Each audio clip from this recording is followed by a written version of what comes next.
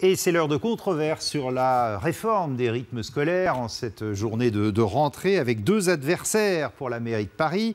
Pascal Cherki, porte-parole d'Anne Hidalgo, et face à vous, Pierre-Yves Bournazel, porte-parole de Nathalie Kosciusko-Morizet. Alors, la grande réforme de gauche en cette rentrée, c'est donc cette semaine de 4 jours et demi avec des activités périscolaires pour certains enfants, 1 sur 5 seulement. On a beaucoup entendu aujourd'hui quand on voit les reportages, notamment les parents qui disent « c'est le bazar, on n'a pas eu le temps de s'organiser ». Ça ne nous arrange pas du tout. Pascal Cherki, fallait vraiment en passer par là, tout bouleverser? Oui, enfin, moi, je n'ai pas entendu ça dans mon arrondissement. J'ai vu en effet des parents qui étaient d'abord très attentifs sur la rentrée scolaire de leurs enfants. Et c'est vrai que vous avez la moitié des Parisiens qui ont pris conscience de ce qu'était la modification des rythmes et l'autre moitié qui le découvrent. Ça, c'est comme ça. Donc, jusqu'au 13 septembre, dans toutes les écoles de la ville de Paris, vous allez avoir un responsable du périscolaire qui est présent pour bien informer les familles et recueillir les inscriptions des parents, parce que nous, on pense qu'à... Certains n'ont pas eu le temps de s'y mettre, de se préparer. On le savait, c'est pour ça qu'on va avoir pendant 10 jours, en continu, tous les jours, on va être présent auprès des parents pour relayer l'information. Et d'ici le 13 septembre, on sera à peu près au taux de fréquentation sur les activités périscolaires. On estime, c'est après à peu près autour de 90%. Pierre-Yves Bournazel. Il y a eu quand même un manque d'informations parce que la réforme a été quand même très précipitée à Paris, il faut le dire, puisqu'on aurait pu attendre 2014. C'est d'ailleurs ce qu'a fait Mme Aubry à Lille ou M. Collomb à Lyon. Moi, je crois qu'on a une exigence, enfin on en a même 3 exigences. D'abord, c'est la transparence, c'est de dire au fond aux parents comment on choisit les animateurs et les associations. Et c'est ce que nous ferons si nous arrivons aux responsabilités. Ce n'est pas le cas aujourd'hui. Non, parce qu'aujourd'hui, beaucoup de parents ont découvert ou ne savent pas encore ce soir exactement ce que leurs enfants vont faire. Puis, deuxième exigence, c'est la cohérence, c'est-à-dire qu'il ne faut pas que ça soit en décalage avec le projet pédagogique, et moi je suis assez favorable avec Nathalie Kosciusko-Morizet à ce que le professeur d'école puisse avoir la main sur aussi ces animations périscolaires pour qu'il y ait un projet pédagogique global. Et enfin, l'utilité de ce temps périscolaire, c'est-à-dire de ces ateliers soient utiles. Et moi, je pense notamment dans les quartiers populaires qu'il faut aller vers le numérique et les langues qui doivent être privilégiées dans les ateliers, notamment sur ce temps périscolaire, parce que c'est l'égalité des chances qu'on doit remettre au cœur du système de l'éducation nationale. Mais ça, l'égalité, tout le monde est d'accord. Payon dit c'est la réforme de l'égalité. Oui, justement, ça va permettre aux enfants les plus pauvres de pouvoir faire des tas d'activités qu'ils ne font pas d'habitude. Attendez, sauf que depuis 30 ans, et là, on peut mettre tout le monde dans le même sac. Aujourd'hui, pour un enfant d'ouvrier, il est plus difficile d'aller au plus haut niveau, de devenir cadre ou de réussir le concours de l'École nationale d'administration. Donc, notre système de l'éducation nationale n'a pas fonctionné en matière d'égalité des chances. Et donc, moi, je dis par exemple que plutôt que de faire de la danse brésilienne dans ce genre d'activité, eh bien, consacrons au métier du numérique et sur les langues qui sont importantes pour les enfants. D'abord, premier élément, vous savez qu'on a considérablement dans les écoles de la ville de Paris développé l'enseignement de l'informatique et du numérique dès les écoles élémentaires et même parfois en maternelle. Bon, premier élément, M. Bournazel. Deuxième élément, ce projet est fait en lien avec l'éducation nationale puisqu'il découle d'une réforme des rythmes scolaires décidée par l'éducation nationale. Oui, ça veut dire quoi, M. Bournazel? Vous avez vu quand même ça le personnel enseignant a manifesté. Non, ça veut dire que je parle de l'institution éducation nationale, M. Bournazel. Ça veut dire que nos activités périscolaires ont été faites en lien et conçues en lien avec le rectorat. Ça, c'est un élément qui est fondamental. Elles vont être intégrées dans les projets d'école. Donc, elles ont une dimension pédagogique. Elles n'ont pas vocation. Que de la danse brésilienne. Mais non, elles n'ont pas vocation à se substituer aux enseignements. La maîtrise et le monopole de la pédagogie dans les écoles, ça reste l'affaire des enseignants.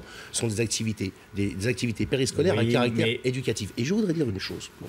Moi, je voudrais me féliciter d'une chose quand même aussi en cette rentrée, c'est de l'effort fait par l'éducation nationale en matière de postes d'enseignants. Parce que, ce qu'on oublie un peu, M. Bournazel, 8200 de plus cette année. Vous n'êtes pas personnellement vous responsable, je n'en tiens pas responsable, mais merci. Le précédent gouvernement de droite, de l'UMP, de votre famille politique, avait considérablement réduit le nombre d'enseignants et pour la première fois à Paris, on remet des enseignants de rasette pour le soutien aux élèves en difficulté, on remet des brigades de remplacement, on rajoute plus d'enseignants que de classes et c'est cet ensemble-là qui fait qu'on retire l'école vers Sarkozy en a supprimé 80 000 pendant le quinquennat. Écoutez, moi ce que je voudrais vous dire, je voudrais quand même que chacun réalise bien que nous sommes la France, le pays, les pays riches, le pays de l'OCDE qui dépense le plus par élève en matière d'éducation nationale.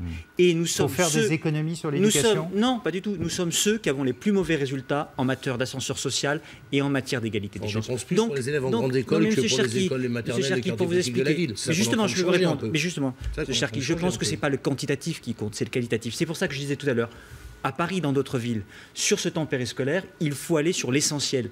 je me consacrerai, et Nathalie Kosciusko-Morizet se consacrera comme maire de Paris, à réorienter cette réforme, puisque nous ne la supprimerons pas, parce que l'intérêt général doit l'emporter, nous ne sommes pas sectaires, sur le numérique et les langues, parce que dans les quartiers populaires, notamment dans le 14e, dans le 18e, on a besoin que ces enfants, qui ont peut-être plus de difficultés au départ parce qu'ils sont moins aidés chez eux, puissent être aidés dans ce temps périscolaire. Mais plus de profs dans l'éducation nationale, les directeurs d'école, ils sont d'accord Mais attendez, avec le Parti socialiste, c'est toujours plus de profs, mais c'est toujours...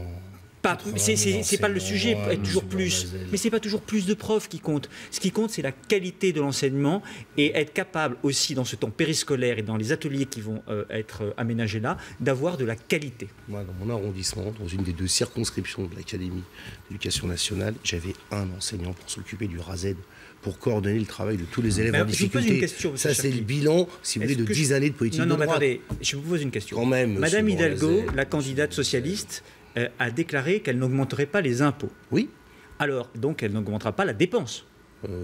Sinon, comment faire? Enfin, ou alors par ressources propres. Mais je vous rappelle, M. Bournazel, que les enseignants, je parle des enseignants, sont des fonctionnaires d'État. Vous n'allez plus augmenter, la dépense. Les enseignants sont recrutés par l'Éducation nationale. Non, mais les animateurs, ils sont périscolaires, c'est les animateurs, c'est la ville. Oui, mais ce qu'on a fait déjà. Les animateurs, c'est la ville. Ça coûte cher. Donc là, vous les avez recrutés. Je vous rappelle qu'il y a des cofinancements. Monsieur Charki, vous les avez recrutés, vous allez donc augmenter les impôts? Mais non. D'accord. Vous devez faire des compressions de dépenses publiques sur d'autres sujets? Lesquels? La réforme est financée en partie par l'État. 6,5 millions d'euros, c'est le fonds d'amorçage. Le contrat que nous avons passé avec la Caisse d'allocation familiale, 70 millions d'euros sur 4 ans. En fait, on ne sait pas où vous allez compresser la dépense publique en contrepartie. Pas besoin de le faire, puisque vous allez sûrement pas voter le budget de cette année. C'est peu probable, effectivement. Qui sera équilibré et qui intègre les rémunérations des animateurs que nous avons Les Français doivent savoir qu'en 2 mandatures, 13 ans, c'est long, avec M. Delanoë et Mme Hidalgo, vous avez recruté plus de 10 000 fonctionnaires supplémentaires. Et les Parisiens auront à savoir dans quelques mois si, au fond, en matière de propreté, en matière de sécurité, eh bien, ils ont trouvé leur compte. Oui.